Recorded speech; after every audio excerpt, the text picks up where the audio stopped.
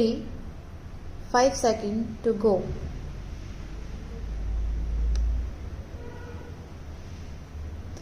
It was suggested by the Commission that there should be a separate department for the scheduled tribes.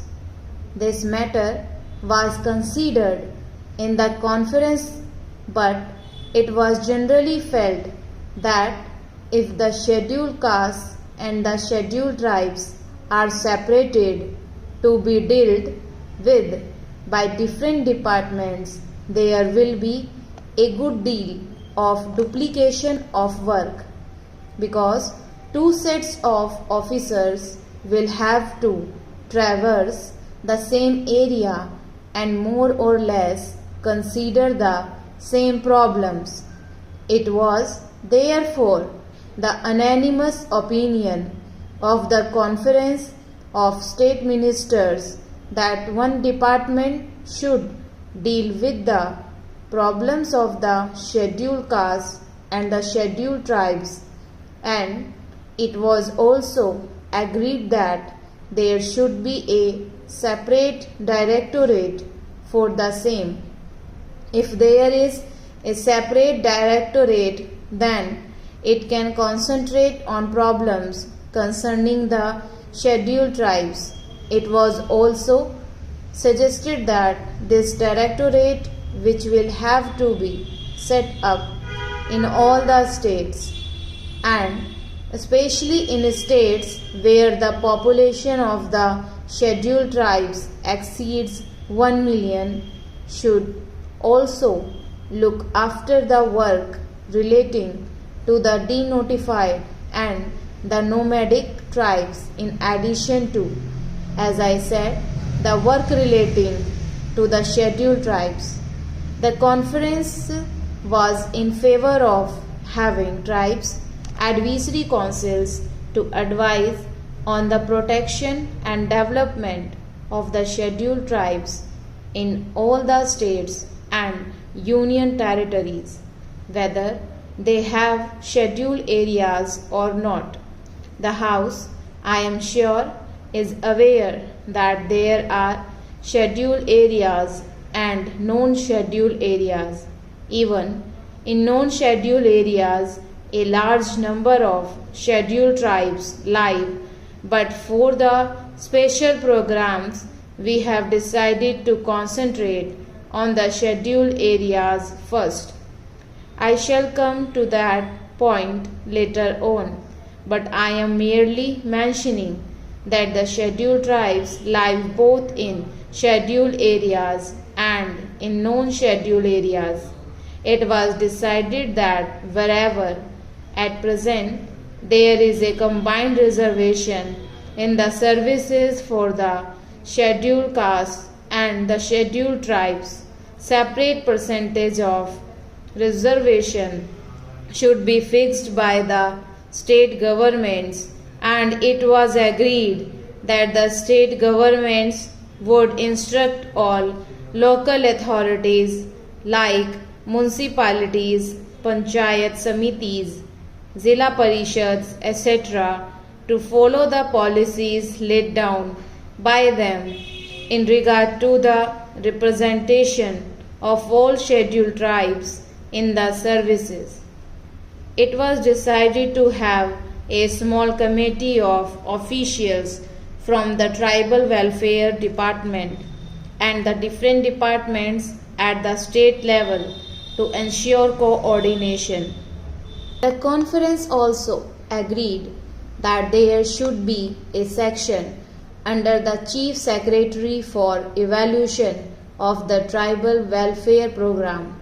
If all these and other decisions taken at the conference are implemented with speed, as it is hoped there will be considerable improvement of the conditions which exist at present. I also want to mention, Madam, that we were told in the conference that this work was going to be entrusted to the Jilla Parishads and Panchayats, and some of the schemes which have to be implemented in the rural areas will be executed by the panchayats and the Jila Parishads.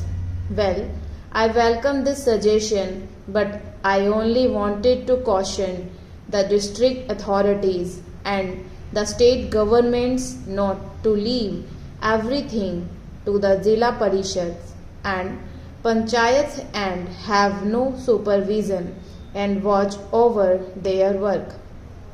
My fear is that because this will be a new work for them, they may not be able to bestow enough attention to the problems or the schemes concerning the scheduled tribes. They will have many other things to do.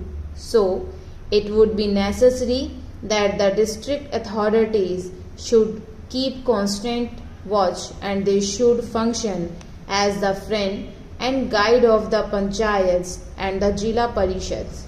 Madam, there are two major schemes in respect of the scheduled tribes in the central sector of the program, which are controlled by the Ministry of Home Affairs and on which the entire expenditure is borne by the Government of India.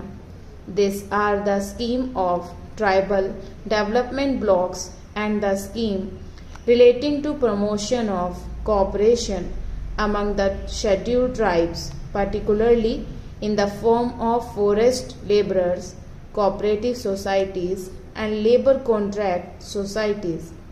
This Ministry of Home Affairs appointed a special working group on cooperation about a year ago, and its report is expected shortly.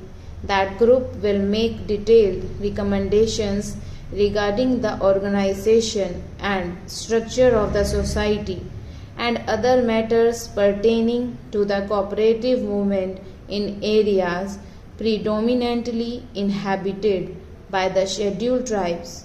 We hope that on the basis of the working group recommendations, it will be possible to energize and expand the cooperative movement in tribal areas, and that the cooperatives will become the effective instruments for promoting the economic development of those areas. The other program, which is the major one and in which a great deal of interest is being evinced by the tribals themselves, is the program of tribal development blocks. The Commission have recommended that all tribal areas, whether they are scheduled areas or not, which a concentration of tribal population exceeding 50% should be brought under